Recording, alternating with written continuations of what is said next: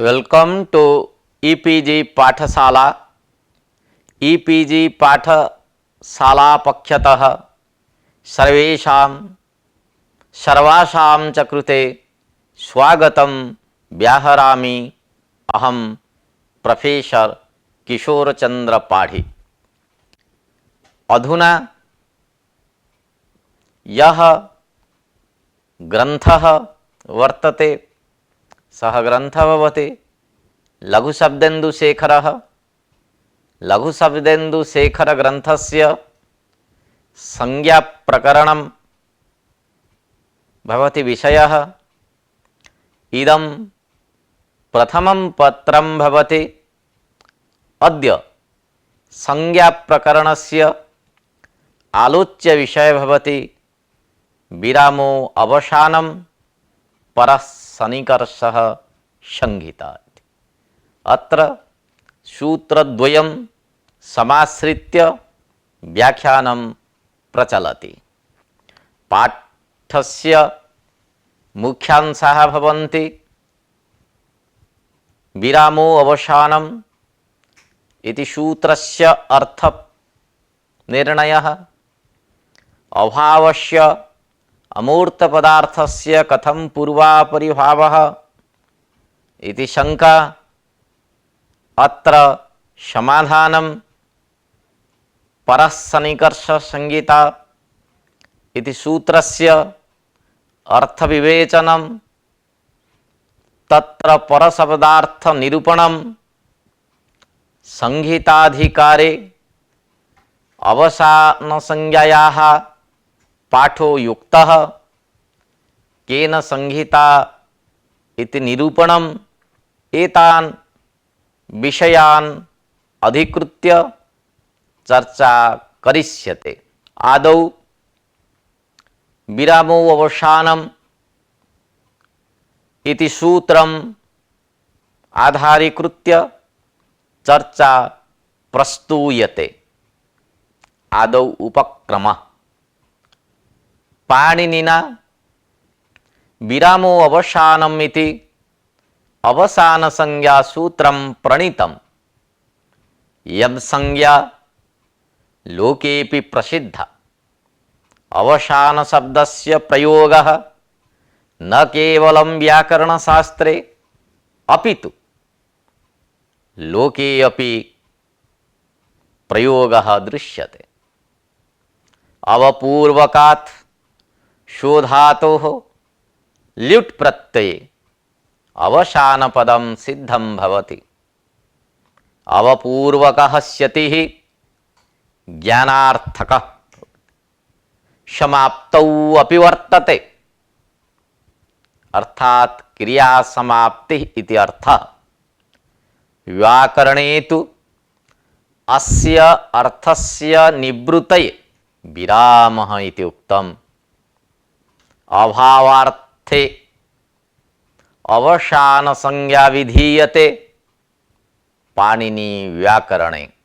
सर्वेषु शास्त्रेषु तत्र कश्चन पारिभाषिक शब्दः वर्तते. अत्रापि पारिभाषिकार्थे अवसान शब्दस्य प्रयोगः कृतः पाणिनिना.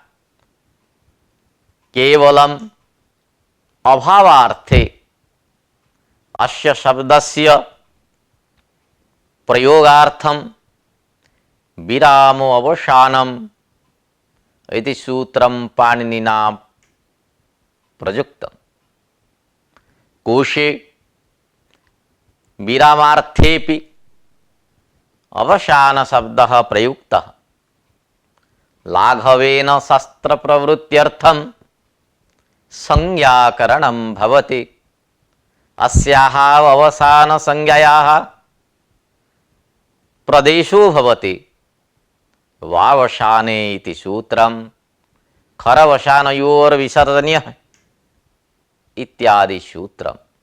अधुना सूत्रार्थः प्रदर्श्यते. अत्र सूत्रे पदद्वयम् अस्ति. विरामः इति प्रथमान्तं पदम्, अवसानम् इति प्रथमान्तं पदम्.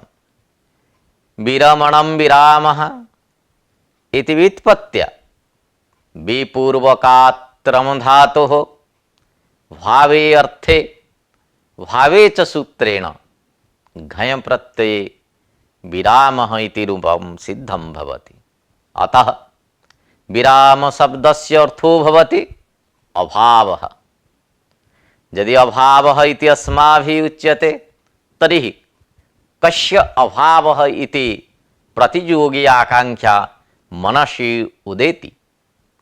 अत्र प्रतियोगी आकांक्षायां शब्दानुशासनस्य प्रकरणहेतोः वर्णानाम् अभावः इति अर्थः आयाति। अतः वर्णानाम् अभावो अवसानसंज्ञः स्यात् इति सूत्रार्थः प्रदर्शितः दीक्षितेन सिद्धान्तकौमुद्याम्। अनेन सूत्रेण अवसान संज्ञा विधीयते। अतः संज्ञासूत्रमिदं। संज्ञासूत्रे संज्ञी वर्तते संज्ञापि वर्तते। संज्ञिनम् उद्दिश्य संज्ञा प्रवर्तते। अतः विरामः भवति संज्ञी अवसानं भवति संज्ञा। सूत्रार्थ विषये नागेशस्य मतम् उपस्थाप्यते। वर्णानाम् अभावः विरामः इति अर्थः नागेशेन नाङ्गीकृतः। यतः अत्र पक्षे वर्णस्य अनित्यत्वम् आपद्येत। वैयाकरण सिद्धान्तानुसारेण शब्दः नित्यः। तत्र वार्तिककारेणापि उक्तं सिद्धे शब्दार्थ संबंधे इति। शब्दः नित्यः अर्थः नित्यः तयोः संबंधः अर्थात शब्दार्थयोः संबंधोऽपि नित्यः इति वार्तिककारेण प्रतिपादितम्। भाष्यकारेणापि एतन्मतम् अनुमोदितम्। यदि वर्णस्य अभावः अस्माभिः स्वीक्रियेत तर्हि वर्णस्य अनित्यत्वम् आपद्येत। अतः वर्णानाम् अभावः इति अर्थं स्वीकर्तुं न संभवति इति नागेशस्य अभिप्रायो भवति। अत्र अभावपदेन क्रियायाः अभावो ग्राह्यः इति नागेशः सप्रमाणं समुपस्थापयति। शब्दानुशासन प्रसंगे तु वर्णानाम् उच्चारण क्रियायाः अभावः इत्यर्थः। इत्थं दीक्षितमते वर्णानाम् अभावः अवसानसंज्ञः स्यात् इत्यर्थः। नागेशमते तु वर्णानाम् उच्चारणाभावः अवसानसंज्ञः स्यात् इत्यर्थः। उच्चारणं वर्णोत्पत्ति तद्व्यंजन अन्यतर रूपं तेन शब्दस्य नित्यत्वम् अनित्यत्वम् इति उभयोः पक्षे संगतिः स्यात्। कथं वर्णस्य अनित्यत्वम् इति चेत् तर्हि संग्रहकारः व्याडिः वदति शब्दः नित्यः कार्यश्च कार्य नाम अनित्यः। शब्दस्य नित्यत्वम् अनित्यत्वं व्याडिना स्वीकृतम्। अतएव यदि उच्चारणं वर्णोत्पत्ति तद्व्यंजन अन्यतर रूपम् इति स्वीक्रियते तर्हि नित्यत्वपक्षे दोषः नास्ति एवं च अनित्यत्वपक्षे अपि दोषः नास्ति। उभयोपक्षे संगतिः स्यात्। प्राक्वर्तिनः अभावस्य अवसान संज्ञा प्राप्नोति इति शंका आगच्छति। वर्णानाम् उच्चारण अनन्तरं यथा वर्णोच्चारण अभावः इति प्रयोगः भवति तथैव वर्णोच्चारणात् प्राक् अपि वर्णोच्चारण अभावः इति व्यवहारो भवति। यथा रामः इति अस्माभिः उच्चार्यते, तथा राम शब्दस्य उच्चारणम् अस्माभिः कृतं, तदनन्तरम् अभावः आगच्छति, यतोहि अन्यस्य वर्णस्य उच्चारणं न भवति।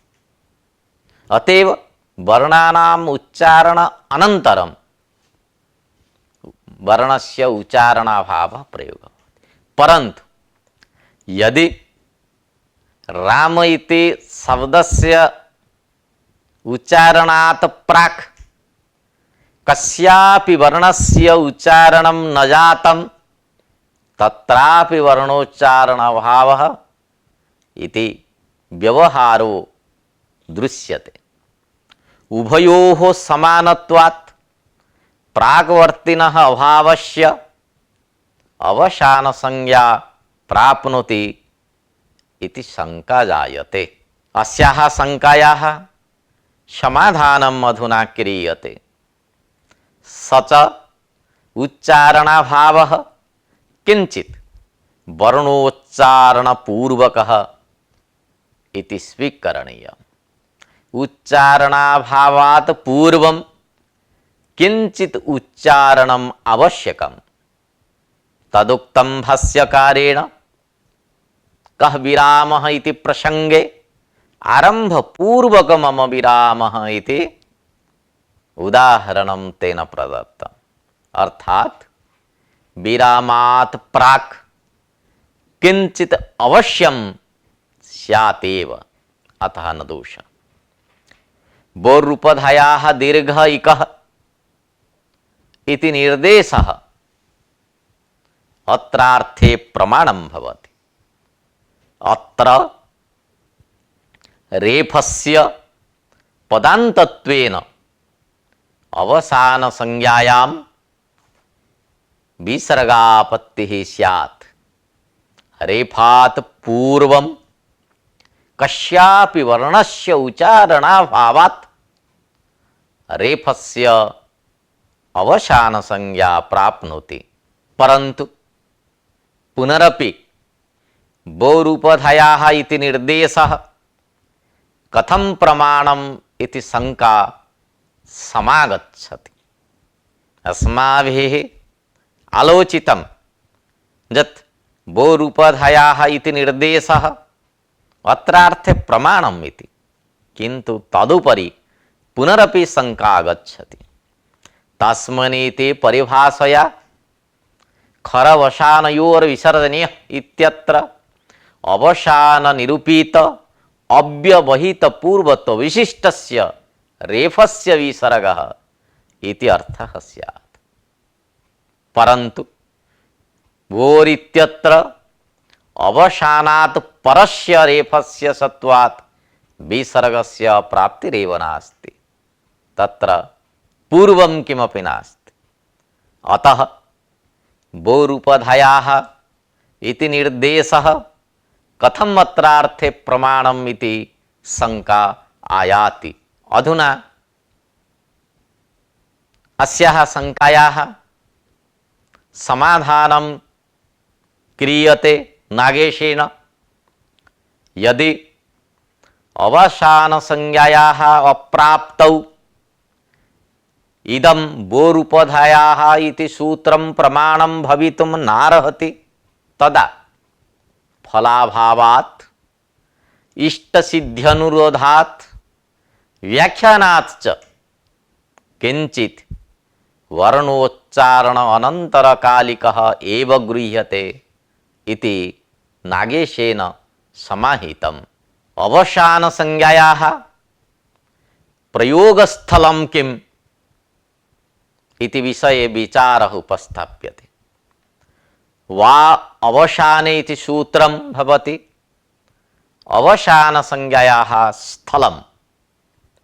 अवसाने परे झलः चरादेशः विधीयते अनेन सूत्रेण। रामशब्दात् पंचमी विभक्तौ एकवचने तत्र रामातीत्यत्र अयं प्रश्नः आगच्छति। राम पंचमी विभक्तौ एकवचने ङसि, तदनन्तरं ङसि इत्यस्य स्थाने यदा आत् आदेशः भवति रामातीति रूपं भवति। तदनन्तरम् अनेन सूत्रेण वा अवसाने इति सूत्रेण विकल्पेन चर्त्वं भवति। एवं च अपरमपि सूत्रम् अस्ति खरवसानयोर्विसर्जनीयस्य।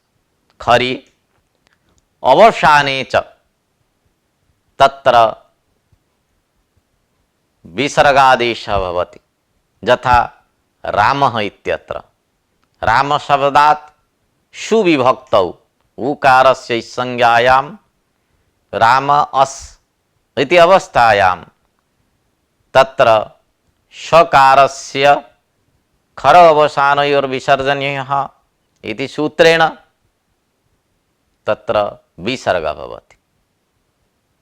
एतदपि अस्य सूत्रस्य प्रयोगस्थलं भवति।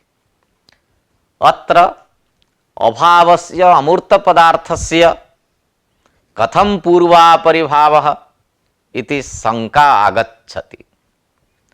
यदि विरामः अवसानम् इति सूत्रे विराम शब्दस्य भवति अभावः, अभावः भवति अमूर्तपदार्थः, तत्र पूर्वापरिभावः न संघटते इति शंका भवति। अवसाने परे झलः चरादेशः भवति वावसाने इति सूत्रेण, परन्तु एतादृशो अर्थः कथं संगतं स्यात् इति प्रश्नः आयाति।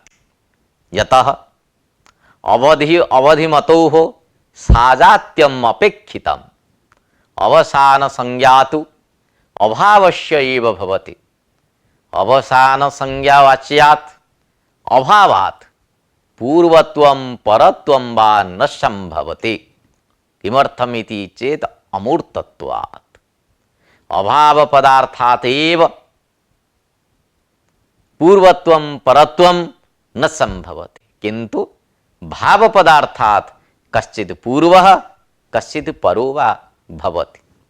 तथा च वा अवसाने इति सूत्रस्य कथम अवसाने पूर्वस्य चर्त्वम् इति सूत्रार्थः संगतः स्यात्। अत्र पूर्वत्वं नस्ति एव, अतएव कथं चर्त्वम् इति शंका आगच्छति। अधुना अस्याः शंकायाः समाधानम् उपस्थाप्यते।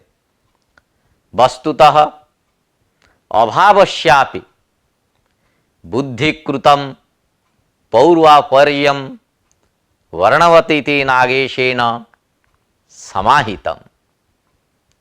अस्य अयं भावः यत् यथा वर्णानाम् उच्चारित प्रध्वंसित्वात् अस्थिरत्वेन उपश्लेषः पूर्वपरत्वरूपो न संभवति, यतः पौर्वापर्यं स्थिरपदार्थनिष्ठम्। अस्माकं शास्त्रे वर्णस्य उच्चारण प्रध्वंसित्वं स्वीकृतं नैयायिकैः अपि। वर्णाः उच्चारण प्रध्वंसिनः इति, अतएव तस्य स्थिरत्वं नास्ति। एवं च पूर्वपरत्वरूपः उपश्लेषः संबंधः संसर्गः न संभवति, किंतु तत्र बुद्धिगतं पौर्वापर्यम् आरोप्यते। तथैव अभावस्यापि पौर्वापर्यं बौद्धम् एव बोध्यम्। शास्त्रीय प्रक्रिया निर्वाहाय बौद्धिकं पौर्वापर्यं स्वीक्रियते। वैयाकरणैः बौद्धार्थः अंगीकृतः। मंजूषायां बौधार्थ प्रकरणे विस्तृततया विचारो विहितः। यदि बौधार्थः अस्माभिः न स्वीकरिष्येत तर्हि एषो बन्ध्या सुतो जाति इति वाक्यस्य अर्थबोधः नैव स्यात्। अतएव बौधार्थः वैयाकरणैः अंगीकृतः। अत्रापि बौद्धिकं पौर्वापर्यं स्वीकरणीयम्। इत्थं बुद्धिपरिकल्पितः अवसानपरत्ववर्णः इति कल्प्यते। तेन न कश्चन दोषः आपतति। इत्थं विराम अवसानम् इति सूत्रस्य व्याख्यानम् उपस्थापितम्। अधुना अस्य सारः उपस्थाप्यते। विराम अवसानम् इति संज्ञासूत्रम्। विरामः संज्ञे अवसानं संज्ञा। वि उपसर्गात् रम धातोः भावे अर्थे घञ प्रत्यये विरामः इति पदं निष्पन्नम्। विराम शब्दस्य अर्थः अभावः। दीक्षितमते वर्णानाम् अभावः विरामः। नागेशमते वर्णानाम् उच्चारणाभावः विरामः। अवसान संज्ञायाः प्रयोगस्थलं भवति वावसाने इति सूत्रम्। अभावस्य पौर्वापर्यं बौद्धम् इति अस्माभिः वैयाकरणैः स्वीकृतम्। अत्र प्रश्नः अपि समुदेति। अवसाने कथं विरामे अभावे कथम अवसान संज्ञा भवति। यदि एव दत्तेन घटात् इति उच्चरितं यज्ञदत्तेन घट इति उच्चरितं तर्हि उच्चारणाभावात् अभावः न विद्यते। अतएव वावसाने इति सूत्रेण चर्त्वं न भवति। अतएव सर्वदा वर्णविशिष्टः अभावः अवसान संज्ञकः इति स्वीकरणीयम्। अधुना द्वितीयं सूत्रं वर्तते परः सन्निकर्षः संज्ञिता। तद्विषये चर्चा करिष्यते। आदौ उपक्रमः पाणिनिना संधिकार्य विधानाय परः सन्निकर्षः संहिता इति सूत्रं प्रणीतम्। संहिता शब्दस्य बहवो अर्थाः सन्ति। सम्यक् धीयते इति व्युत्पत्त्या धा धातोः कर्मणि अत्त प्रत्यये संहिता इति रूपं निष्पन्नम्। अथवा सम्यक् हितं प्रतिपाद्यं यस्याः सा संहिता इति। अत्र तु मन्वादि प्रणीत धर्मशास्त्रं गृह्यते। मनुस्मृतिः याज्ञवल्क्यस्मृतिः मनुसंहिता इति कथ्यते अस्माभिः। संधानं संहिता इति व्युत्पत्त्या धा धातुः भावे अर्थे अक्त प्रत्ययेपि संहिता शब्दो निष्पन्न। अत्र पाणिनि व्याकरणे अतिशय सन्निधिः इति अर्थे संहिता शब्दो व्यवहृतः। व्याकरणशास्त्रे संहितायाः बहुलप्रयोगः दृश्यते। संपूर्वकात् निपूर्वकात् कृशधातोः भावे घञ प्रत्यये सन्निकर्ष शब्दः सिद्धः। सानिध्यम् इति अर्थः। सन्निकर्षणं सन्निकर्षः परः श्रेष्ठः उत्कृष्टः अतिशय इत्यर्थः। पूर्ववर्णोच्चारण अनन्तरमेव जद्वर्णम् उच्चार्यते न तु तत्शून्य अंतराल सद्भावः स परः उत्कृष्टः सन्निकर्षः प्रत्यासत्य लक्षणः संगीतासंज्ञः इति। काव्यादौ संधिकरणम् अनिवार्यं भवति। एवं च संहितैके पदनित्या नित्याधातुपसर्गयोः इत्यपि नियमो वर्तते।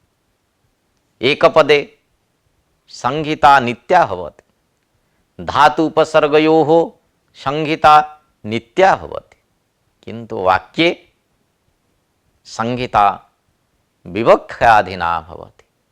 अतएव संधि प्रकरणं पाणिनिना प्रणीतम्।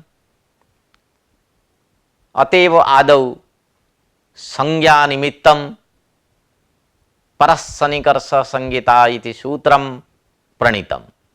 नेक्स्ट, अधुना परस्सन्निकर्ष संहिता इति सूत्रस्य अर्थः विवेच्यते। संज्ञासूत्रमिदम् अनेन संहिता संज्ञा विधीयते। अत्र सूत्रे त्रीणि पदानि सन्ति। परः इति प्रथमान्तं पदं, सन्निकर्षः इति प्रथमान्तं पदं, संहिता इत्यपि प्रथमान्तं पदम्। अत्र सूत्रे परशब्दो न अन्यार्थकः किन्तु अतिशय विशिष्टार्थस्य बोधकः। सन्निकर्षः नाम सन्निधि, वर्णानाम् अतिशय सन्निधिः संगीतासंज्ञः स्यातिति सूत्रार्थः प्रदर्शितः सिद्धान्तकौमुद्यां लिखितेन। अत्र परः सन्निकर्षः भवति संज्ञे, संहिता भवति संज्ञा। परः सन्निकर्षः संहिता इति सूत्रे परशब्दः वर्तते। परशब्दस्य अर्थः अधुना निर्णीयते। सर्वे शब्दार्थाः कस्यचित् अपेक्षया भिन्नाः भवन्ति, किंचित् अपेक्ष्य सर्वेषाम् अन्यत्वं संभवति। अन्यत्वं केवलान्वयी भवति। यत्सत्त्वे यत्सत्ता, यद्भावे यद्भावः केवलान्वयी भवति। केवलान्वयी नाम सर्वत्र उपस्थितिः। अन्यत्वस्य व्यभिचारः अर्थात अभावः न कुत्रापि उपलभ्यते। अतः अन्यस्य अव्यभिचारात् संभव व्यभिचारभ्यां स्यात् विशेषणम् अर्थवत् इति न्यायेन संभव व्यभिचाराभ्याम् एव विशेषणस्य सार्थक्यम् अस्ति। अतः परशब्दस्य उपादानं व्यर्थं स्यात्। अर्थात व्यभिचारस्य संभवात् परशब्दस्य अर्थः न अन्यः किन्तु संहिता इति महासंज्ञया परशब्दः श्रेष्ठार्थकः। व्याकरणशास्त्रे पाणिनिना यद्यपि लघुसंज्ञा स्वीकृता तथापि महासंज्ञा अपि स्वीकृता। महासंज्ञा नाम अन्वर्थ संज्ञा भवति। व्युत्पत्त्या यः अर्थः समागच्छति स एव अर्थाङ्गीक्रियते। अतएव अत्रापि संहिता इति महासंज्ञा भवति। महासंज्ञया अत्र परशब्दः श्रेष्ठार्थकः। सन्निकर्षे श्रेष्ठत्वं किं भवति इति प्रश्ने अतिशयत्वम् एव श्रेष्ठत्वम्। अतः परशब्दः अतिशयितः इत्यर्थः। अतएव सिद्धान्तकौमुद्यां वृत्तौ अतिशयितः सन्निधिः संहिता इति सूत्रार्थः दीक्षितेन प्रतिपादितः। अतिशयित सन्निधि निरूप्यते। अतिशयित विशेषणेन एक वर्णो उच्चारण अनंतरम अपरस्य वर्णस्य उच्चारणे अर्धमात्रा काल व्यवधानम अनिवार्यम। अतः अर्धमात्रा काल व्यवायः स्वभाव सिद्धः इति नागेशेन उक्तम्।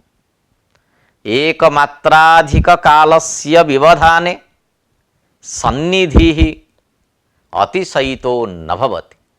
अतः एकमात्रावधिक काल व्यवधाने संहिता संज्ञा न स्यात्।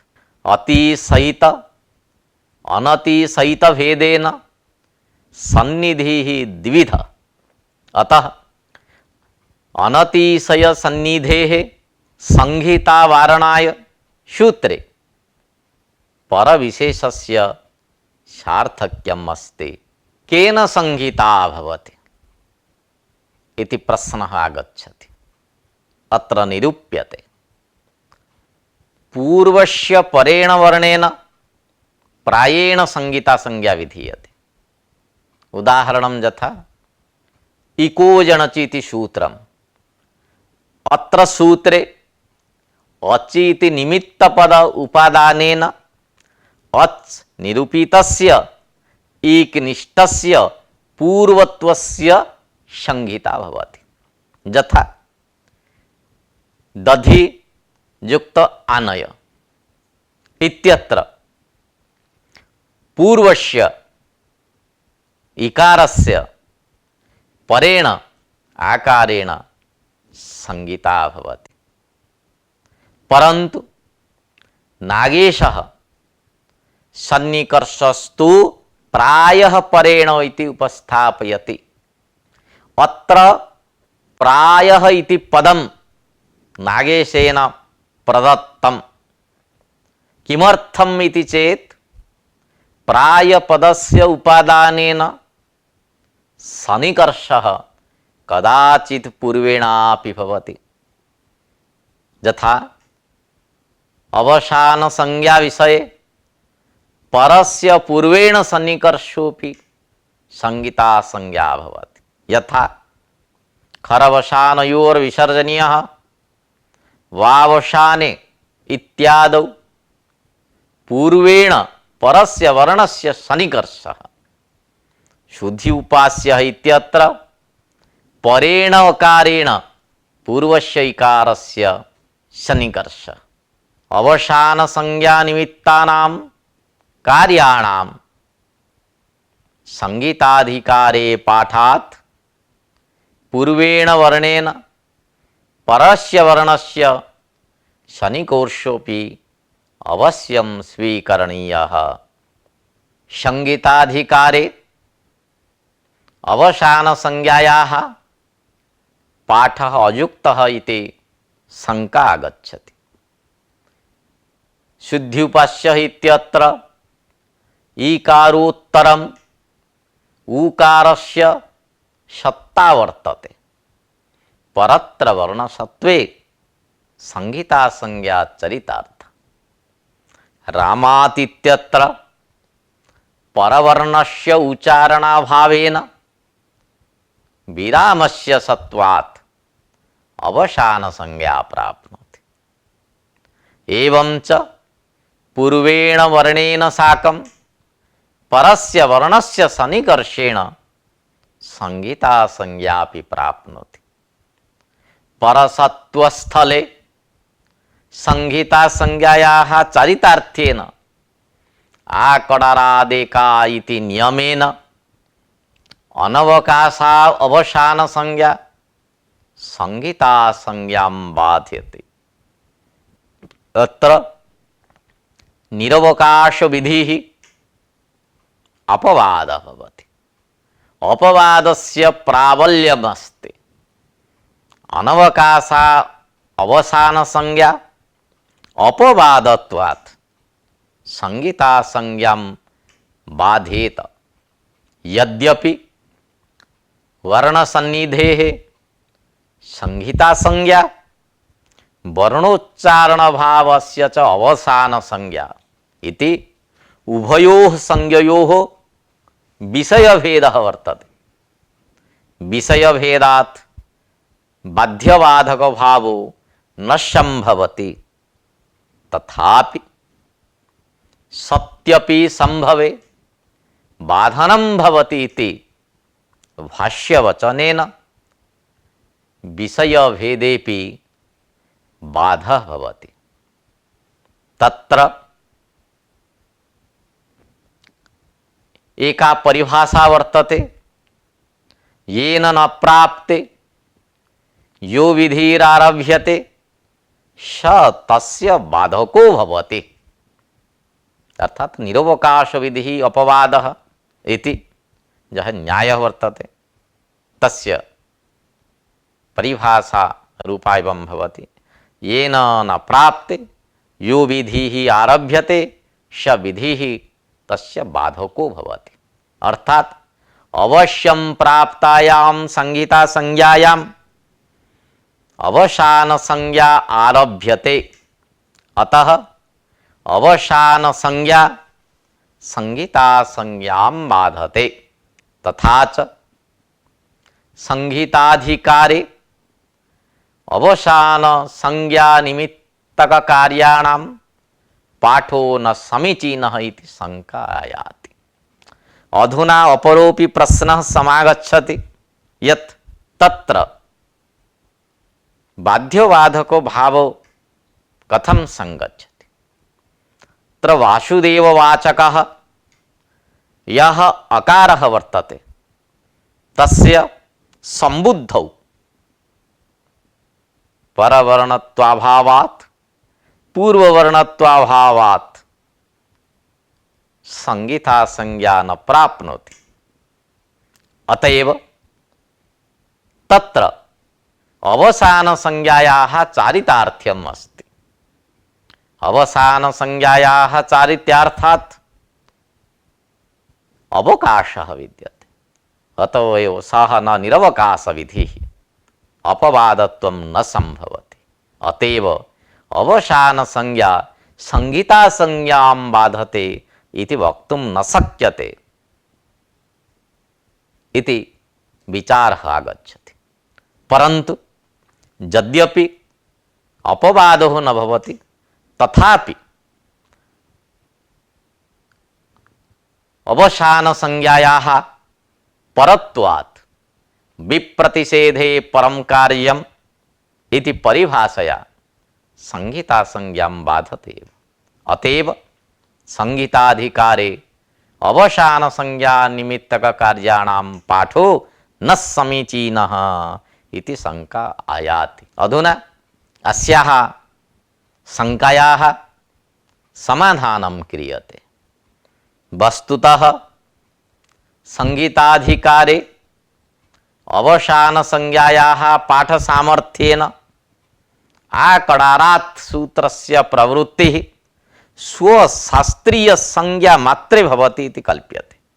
अर्थात आकडारीय संज्ञा विधायक सूत्रांतर्गतत्वेन तानि एव संज्ञा सूत्राणि गृह्यन्ते, यानि व्याकरण शास्त्र संज्ञा मात्र बोधकानि भवन्ति। अवसान संहिता संज्ञा द्वयं न केवले व्याकरण शास्त्रे व्यवहृतम् अपितु लोकेपि प्रसिद्धं भवति। तदुक्तं वार्तिक कृताकात्यायनेन संहिता अवसान संज्ञयोः लोकविदितत्वात् अनेन वार्तिकेन उभयोः अवसान संहिता संज्ञयोः लोक प्रसिद्धत्वं सुस्पष्टम्। अतः अत्र आकडारादेका संज्ञा इत्यस्य प्रवृत्तिर्न भवति। तथा च अवसान संज्ञा संहिता संज्ञां न बाधते इति निष्कर्षः। अवसान कार्ये संहिताधिकारस्य अभावः इति शंका आगच्छति। अवसान कार्य विधायक सूत्राणां संहिताधिकारेण सह संबंध एव नास्ति, संबंध एव न कल्प्यते। तोर्लित्यादौ संहितायामिति अनुवर्तनीयम्। अर्थात यत्र संहितायाः आवश्यकता अस्ति तत्र मंडूकप्लुत्या उपस्थिति भवति। मंडूकप्लुति न्यायेन यथा मंडूकः उत्प्लुत्य उत्प्लुत्य गच्छति तथैव अत्र संहितायाम् इति अधिकारः मंडूकप्लुति न्यायेन तत्र उपतिष्ठते। संहितायाः अभावे तोर्लिसूत्रस्य प्रवृत्तिर्न भवति। अतः अग्निचित् लुनाति इति प्रयोगे संहितायाः अभावात् परसवर्णो न भवति। अतः अवसानकार्ये संहिताधिकारस्य सम्बन्धः एव नास्ति इति शंका आगच्छति। अस्याः शंकायाः समाधानम् उपस्थाप्यते, परन्तु एतत् कथनं न समीचीनम् इति नागेशेन उक्तं। यतः संहिता अवसानसंज्ञयोः बाध्यबाधक भावो नास्ति इति सिद्धः इतः पूर्वं। तेन सर्वं लक्ष्यम् उपपन्नमेव। अस्यां स्थितौ अवसानकार्यं संहिताधिकारे न पठित्वा मंडूकप्लुत्या अनुवर्तनीयं संहितायाम् इति कथनं सर्वाथा अयुक्तमेव। अतः सत्याम् उपपत्तौ मंडूकानुवृत्तेः अयुक्तत्वात् इति नागेशेन प्रोक्तम्। भाष्येपि अयमेव अभिप्रायः ध्वनितः। अधुना सन्निकर्ष शब्दार्थः विविच्यते। संहिता संज्ञायां वर्णस्य सन्निकर्षः अपेक्षितः। सन्निकर्ष शब्दस्य अर्थः संबंधः। वर्णस्य अयं संबंधः कीदृशः? संयोगः समवायो वा इति प्रश्नः आगच्छति। परन्तु अत्र संबंधः न संयोगः न समवायो वा भवितुम् अर्हति। यतोहि वर्णः गुणः भवति। शब्दस्य गुणरूपत्वात् परस्परं संयोगादिना अन्वयो न संभवति। अतः सन्निकर्षः सामीप्यम् इति नागेशेन प्रतिपादितम्। इत्थं परसन्निकर्ष संहिता इति सूत्रस्य व्याख्यानं समाप्तम्। अधुना पाठ्यांश सारः उपस्थाप्यते। परसन्निकर्ष संहिता इति संज्ञासूत्रम्। संहिता संज्ञा विधायकं सूत्रमिदम्। अत्र सूत्रे परशब्दो न अन्यार्थकः अपितु श्रेष्ठार्थकः। सन्निकर्षे श्रेष्ठत्वम् अतिशयितरूपत्वम्। अतः वर्णानाम् अतिशय सन्निधिः संहिता संज्ञः स्यात् इति सूत्रार्थः प्रतिपादितः। एकमात्र अधिककाल व्यवधाने संहिता न भवति। पूर्वेण परेण वर्णेन परस्य पूर्वेण वर्णेन च संहिता भवति। संहिता अवसान संज्ञाद्वयं व्याकरणशास्त्रे लोके च प्रसिद्धम्। संहिता अवसान संज्ञयोः बाध्यबाधक भावो नास्ति। सन्निकर्षः सामीप्यम्। एवं प्रकारेण व्याख्यानं समाप्तम्।